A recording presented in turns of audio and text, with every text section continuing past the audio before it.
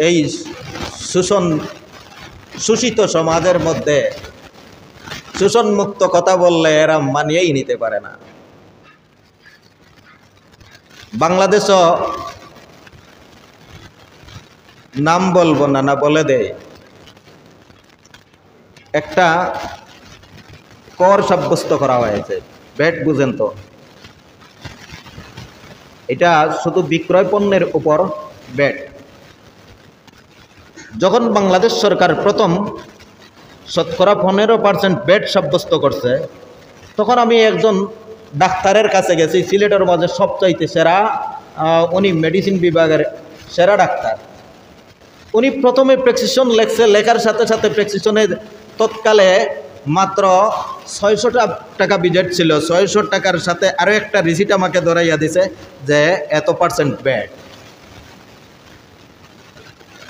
কথা বুঝে আসছে না? কি বুঝছেন? সরকারে ভ্যাট সাব্যস্ত করছে প্রত্যেক ব্যক্তির 100 টাকা ইনকামের উপর 15 টাকা সরকারের তহবিলে যাবে। এই টাকাটা ওই ডাক্তার পর্যন্ত আর তার মাথার উপর রাখে নাই, আবার জনগণের গাড়ের উপর চাপিয়ে দিছে। আমার কথা আপনাদের বুঝে আসছে? কে দিছে? ভুক্তভোগীরা। কে দিছে? ওই সরকার শুষিয়া খায়, আর সরকারের চামচাগুলি আবার সুচার হাতিয়ার ওইগুলা নিজের গাড়ে না রাখিয়া জনগণের গাড়ে অসুস্থ রোগীর উপরও চাপাইয়া দিছে। শতকরা কত %? 15% ভ্যাট দিতে হবে। কথা বুঝে আসছে? এখন যেই সরকারি হোক, যেইভাবে হোক, বাংলাদেশে ভ্যাট চালু করা হয়েছে। শতকরা কত %? বলেন, জুড়ে বলেন। 15%। শতকরা 15% বেশি না 2.5% বেশি?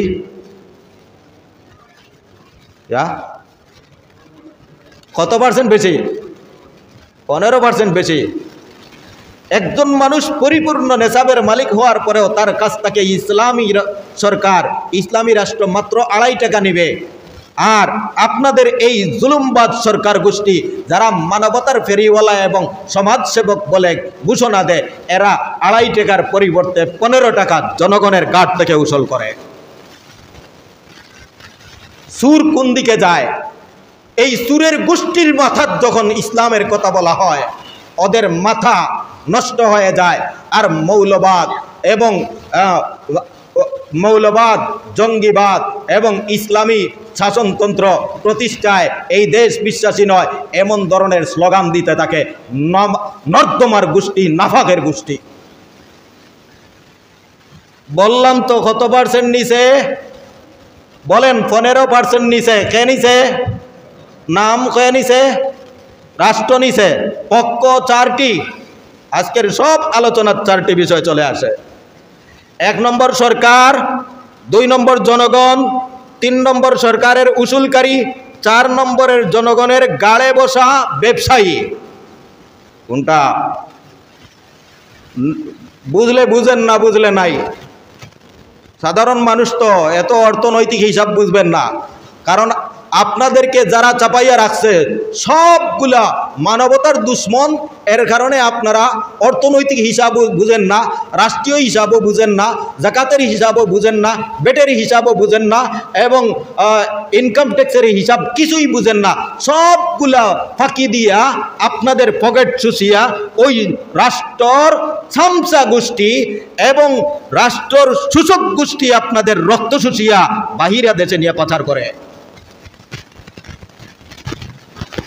কয় পক্ষ? রাষ্ট্র এক পক্ষ, আর রাষ্ট্রর আদায়কারী ভ্যাট মন্ত্রণালয় না কি মন্ত্রণালয়, এদেরকে আপনারা কি বলেন? VAT office. আর 3 নম্বর পর্যায়ে কারা? ব্যবসায়ী, সুস্বাদু ব্যবসায়ী না সাধু ব্যবসায়ী? সাধু ব্যবসায়ী গোষ্ঠী। আর 4 নম্বরের পক্ষ হলো সাধারণ জনগণ। সাধারণ জনগণ বুঝেন তো? আমি, আপনারা রাগ করবেন না, কেউ এটার মিসাল যার যার গাঢ় নিয়ে তুলবেন না, কারণ বাংলাদেশে কোনো কিছু আলোচনা করলেই এটা নিজের উপরে নেওয়া হয়। আমরা জেনারেল আলোচনা করি, জেনারেলভাবে নেবেন, আপনার উপরে নেওয়ার চেষ্টা করবেন না। মনে করেন আপনি একটা কোম্পানি আছে, কে আছে? কোম্পানি আছে, এই কোম্পানির মূল্য যখন বসানো হয় 20 টাকা একটা মালের দাম, তখন ওই 20 টাকার গাড়ে আপনার সেই 15% ঢুকাইয়া জনগণের গাড়েও চাপানো হয় না, উঠানো হয় না? ঠিকই জনগণ এই 20 টাকার পণ্যের মধ্যেও ভ্যাট দিতেছে। জনগণ 20 টাকার কাগজ কিনলেও ভ্যাট দিতেছে, 20 টাকার মাছ কিনলেও ভ্যাট দিতেছে, 20 টাকার তরকারি কিনলেও ভ্যাট দিতেছে, 20 টাকার বিস্কুট কিনলেও ভ্যাট দিতেছে, 20 টাকার এই ব্যক্তি যদি একটা কাপড় কিনে, মাছ কিনে, সবজি কিনে, যা কিনবে সবগুলা রাষ্ট্রীয় ভ্যাট 15% দিয়েই যাচ্ছে ওই মরা জনগণ। কারা? গরিব অসহায় জনগণ। 1 নম্বরের পক্ষ বলেছিলাম রাষ্ট্র, কিন্তু এই রাষ্ট্র নামের যে যন্ত্রটা আছে সেই যন্ত্র পর্যন্ত পৌঁছে না। 1 নম্বরের অসাধু অসৎ ব্যবসায়ী, ওরা ঠিক জনগণের গাড় থেকে 15% সেই ভ্যাট উসুল করে, কিন্তু সরকারে মাত্র 2% দিতেও রাজি হয় না। রাজি আছে? রাজি যদি থাকতো তাহলে এত চুরি আর ডাকাতির কোনো প্রয়োজন ছিল না। 20 লক্ষ টাকার মালও যে পরিমাণ ভ্যাট আছে, 50 লক্ষ টাকার মালও যে পরিমাণ ভ্যাট আছে, মাত্র 2 লক্ষ টাকার ভ্যাটও আদায় করা হয় না। প্রথম শোষক ব্যবসায়ী কোনটা? জোরে বলেন। প্রথম শোষক ব্যবসায়ী, আর দ্বিতীয় সূচক হলো ও রাষ্ট্রের আমলা গোষ্ঠী।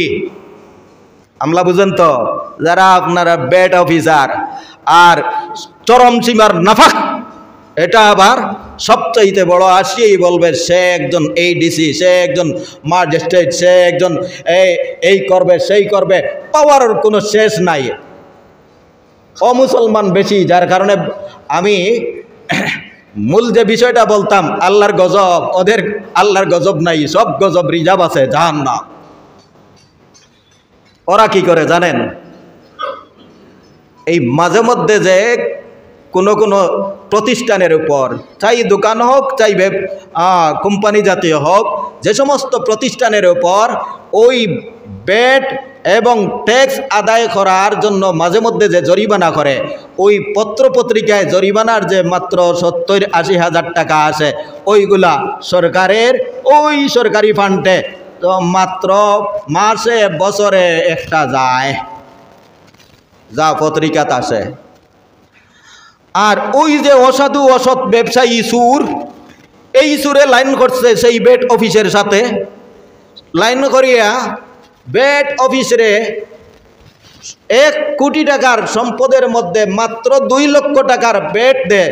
2 লক্ষ টাকার ভ্যাটের মধ্যে সরকারের মাত্র 10,000 টাকার ভ্যাট দেখানি হয়, আর বাকি 1,90,000 টাকা ওই দ্বিতীয় সুরের হাতে চলে যায়। কোন সুরের? যারা আদায় করে তাদের ফাঁসি হবে। বাস্তব কথা তুললে এই দেশের মানুষের সহ্য হয় না, বাস্তব কথা বললে এই দেশের মানুষের নারে হজম হয় না। কারণ যারা জীবনে গীবাত খাইয়া অভ্যস্ত নয়, তারে যদি কোনোদিন একবার গীবাত খাওয়ান তাহলে সাথে সাথে দাস্ত হয়ে যাবে। এই দেশের মানুষ সবগুলো শোষক, ওদের কাছে হক কথা বললে তাদের সহ্য হয় না। এই এত দীর্ঘ আলোচনা করলাম জনগণরে শুষিবার জন্য।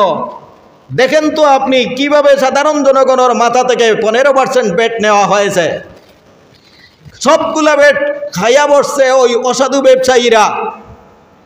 কিছুমাত্র ভ্যাট দান করেছে ওই ভ্যাটের উসুলকারীদেরকে।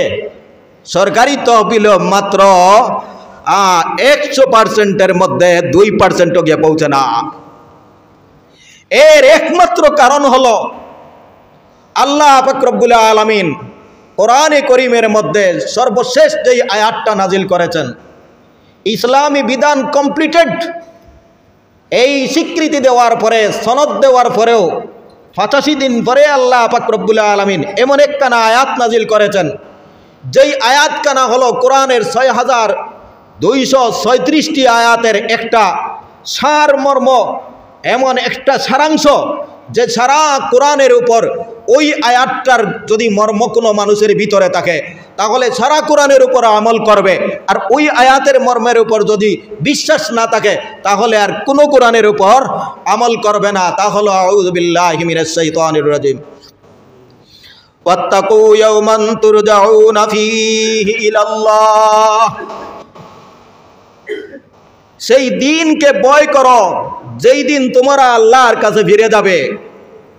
ওয়াত্তাকু ইয়াওমান তুরজাউনা ফীহি ইলাল্লাহ সুম্মা তুওয়াফফা কুল্লু নাফসিম মা কাসাবাত ওয়া হুম লা ইউযলামুন, সেই দিন তোমাদের সব ধরনের দুর্নীতির পরিপূর্ণ পাওনা সেই হাসরের দিন বুঝিয়ে দেয়া হবে, কারো উপর কোনো জুলুম করা হবে না। এই হাসরের দিনের হিসাব দেওয়ার বিশ্বাস যাদের নাই, ওই সমস্ত ব্যবসায়ীরা ব্যবসা আর মধ্যে জনগণের মাথা থেকে সম্পূর্ণ বেট আদায় করে কিন্তু সরকারকে ঠকায়, আর ওই সমস্ত ব্যবসায়ীরা 2 নম্বর ভেজাল মাল দিয়া মানুষদেরকে ঠকায়। যতক্ষণ পর্যন্ত এই সমাজের দুর্নীতি বন্ধ হবে না ততক্ষণ পর্যন্ত এই সমাজে শান্তির আশাও করা যায় না।